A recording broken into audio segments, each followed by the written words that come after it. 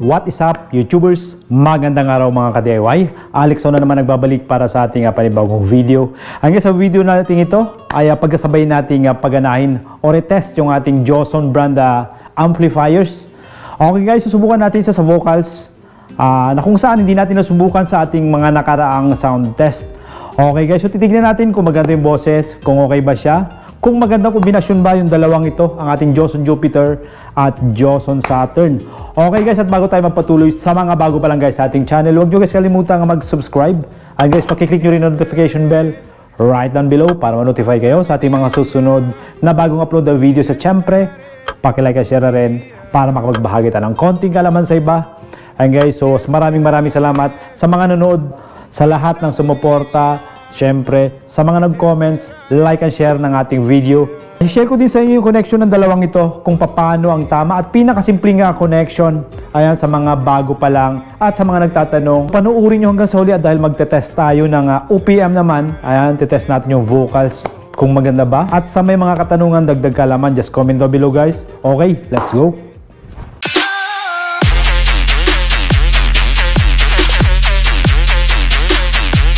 Okay mga ka-DIY, sa pagpapatuloy ng ating video, so i-share ko lang sa inyo yung simple or pinakasimpleng connection nitong dalawang amplifier sa isa't isa. Ayan, at sa mga hindi pa nakapanood ng unboxing natin at review natin sa amplifier nito, ang Joson Saturn at Joson Jupiter. Ayan guys, so panoorin nyo sa ating mga nakarang video. Ayan guys, so ngayon naman, papakita ko yung connection at sa sound test natin siya sa vocals. At syempre, may konting bass at treble. Ay, para mapakinggan natin yung combination nilang dalawa, kung maganda ba or compatible ba sila sa isa't isa. Sabihan ko lang pala ng mabilisan yung specs ng itong amplifier na to. So sa Joson Saturn meron tayong 1,500 watts at pagdating naman sa ating Joson Jupiter meron tayong 2,000 watts na kung saan pinakamalakas na integrated amplifier sa ngayon. Okay, sa ating connection, kailangan natin syempre ng kable. Okay, so nandito yung kable natin.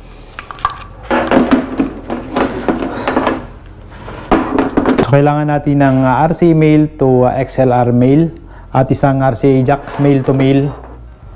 Okay. At pagdating sa ating Bluetooth receiver, so kailangan natin ng RCA to RCA at Bluetooth receiver Ugreen 5.1 version na kung saan mas advanced, mas magandang sound, mas low ang delay. Ayan, so gumagamit tayo ng Ugreen.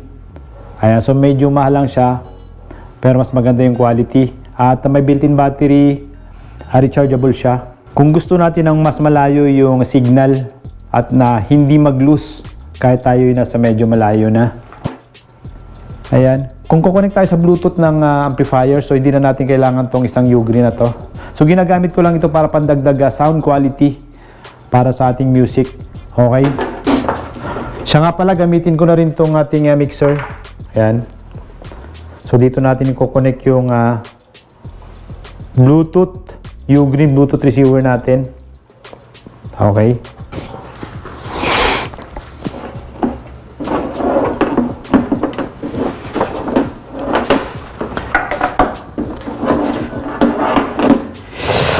okay, pagdating sa ating Joson Saturn, meron makikita tayo ditong line output. Ayan, output. So gagamitin natin itong ating RCA to XLR male papunta sa input naman natin pangalawang amplifier. Ayan, so yung ating pangalawang amplifier parang power amplifier sa likod, so walang RCA connector or RCA connections. Ayan,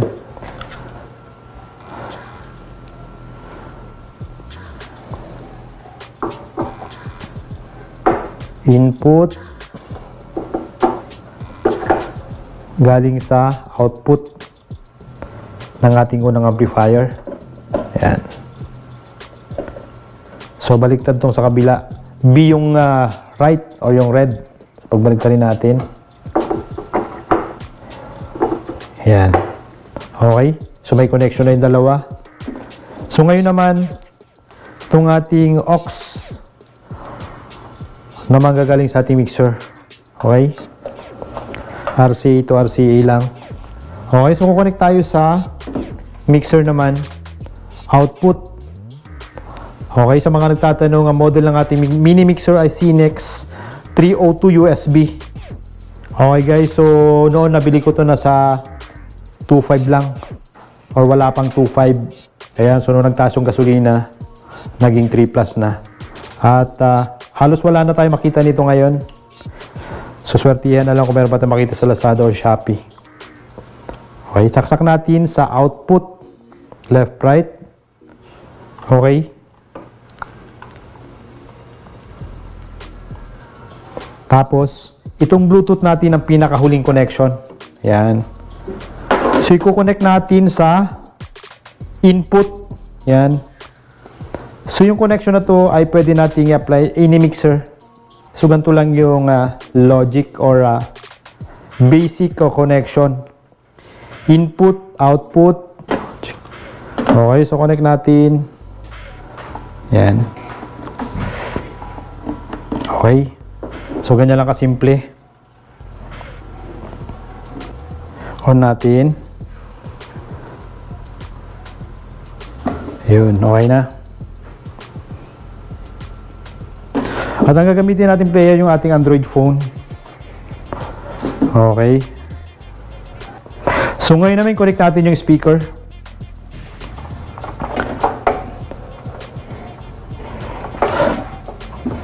Okay, suksok lang natin to, pansamantala lang naman.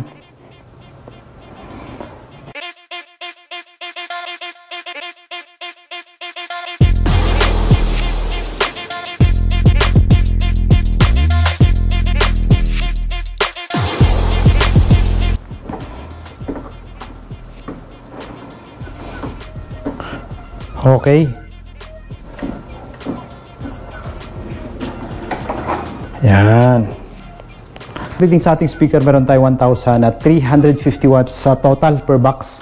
So 500, 500, 350 ang aking tweeter. So pagdating sa kabila, ganun din 1,350 watts, 500, 500, 350. At pagdating dito, meron tayong 2,400 watts na subwoofer. Ayan. So maximum yan. Okay, so pagdating sa RMS, ang RMS nito ay nasa 650. Ayan.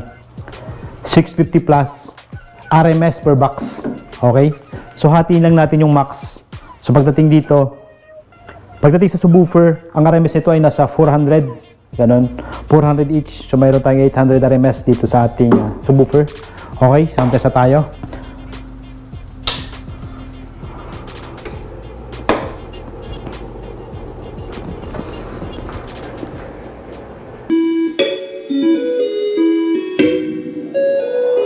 Di na mapigilan ng sarili, mapaibig sa iyo.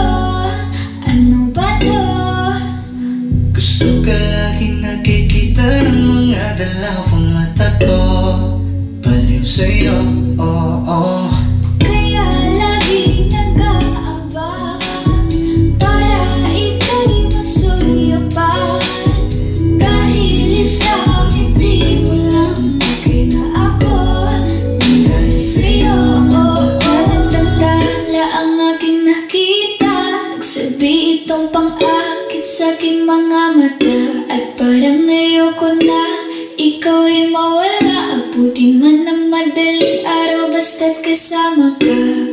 I've been hurt before, pero ngayon ay okay lang. Nahanap yung diwata na pinagdasal ko sa ama. Ako'y nararahuyo, kapag kasama ka ako'y nararahuyo. Magandang dilag, puso ko yung napihak.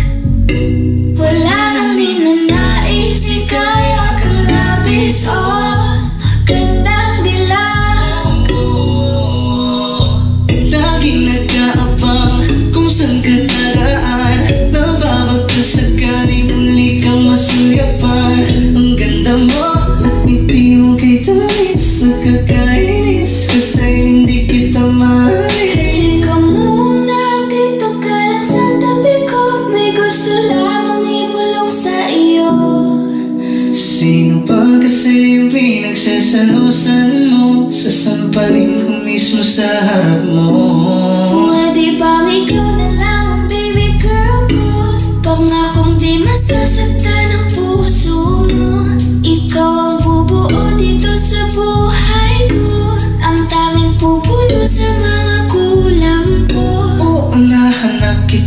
di ako palaro. Kaya kung trip mo man nag-iintay na ko ako, baka pwede pag-isipan mo muna yung gagawin mo. Kasi sayang ko pagka ako na yung para sa iyo. Di na mapigilan na sarili mapaibig sa iyo. Ano ba to? Gusto ka laging nakikita ng mga dalawang mata ko. Baliw sa'yo, oh, oh.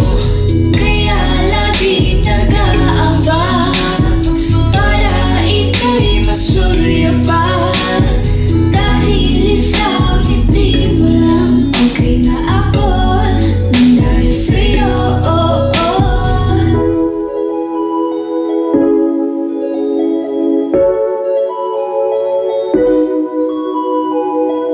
Di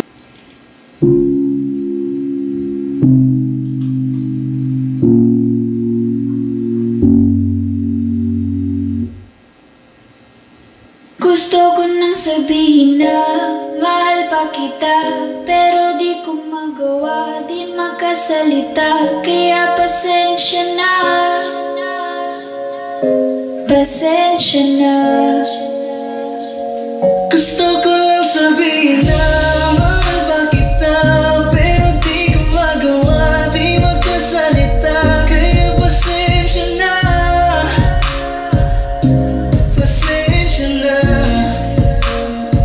Hanggang tingin na lang ba, baka mapahiya o baka mawala kapag inamin ko pa. Kaya pasensya na, Oh, pasensya na.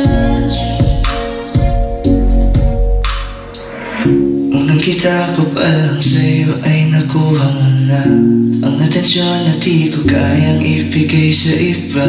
Ano ba meron ka? Tila kakaiba, parang may gayuma ang gandang iyong Sarap tinadala. maranasan makasama ka palagi, lalo kung yung labi mo sa akin ay sasagi. Matagal na kitang gustong makamit, matagal na rin akong naaakit. Oh, mahal pa kita, di na mawawala yan. Ano magagawa ko? Yan ang nakasanayan. Sa dami mong inisip, ayoko na na makipagsabayan. Na siguro ang may ayaw, ayaw. Fight back what if become. Yeah, I got roots, where I came from, but it wouldn't change if I could restart. I ain't gonna hide these beautiful scars.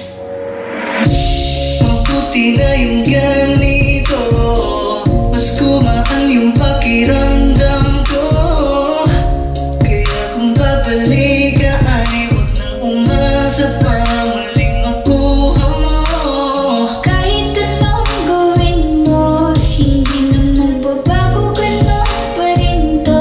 Di na ko tinatamaan sa mga halik mo. Pwede ka nang lumayas, bukas sa pinto. Makisabi na lang sa kanya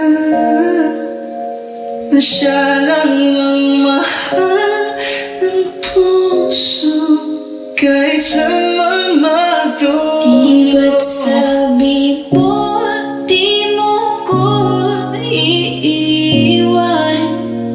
Di ba babayaan na ako'y mag-isa?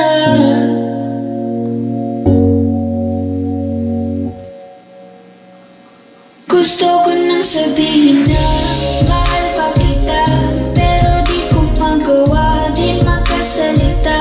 Kaya pasensya na, Hintayin lang at ako rin ay pasensya na. sabihin ko hindi ko rin kaya na mag-isa. Baka mapahiya o baka mawala kapag inamin ko pa. Kaya pasensya na, Hintayin lang at ako rin ay pasensya na. sabihin ko hindi ko rin kaya na mag-isa. Mangilapan ka ba? Alam mo na iningatan kita, kaso lang may hinahanap ka pa. Kulang pa rin kahit lahat ay ginawa ko na.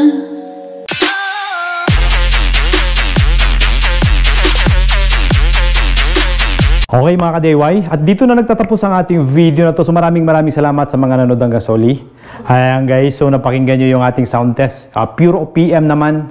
Ayan, so marami nang nananawa sa ating mga sound test noon na remix or kick bass. Bago tayo tuloy magtapos, sa mga bago pa lang guys sa ating channel, huwag nyo guys kalimutang mag-subscribe. Ayun, pakiclick nyo rin ang notification bell right down below para ma-notify kayo sa ating mga susunod na bagong upload na videos. At syempre, pakilike and share na rin para makapagbahagi tayo ng konting kalaman sa iba. Ayan guys. So sa mga nagtatanong or magtatanong yung store o yung online store link nitong amplifier na to ay ipopost ko sa baba sa Shopee.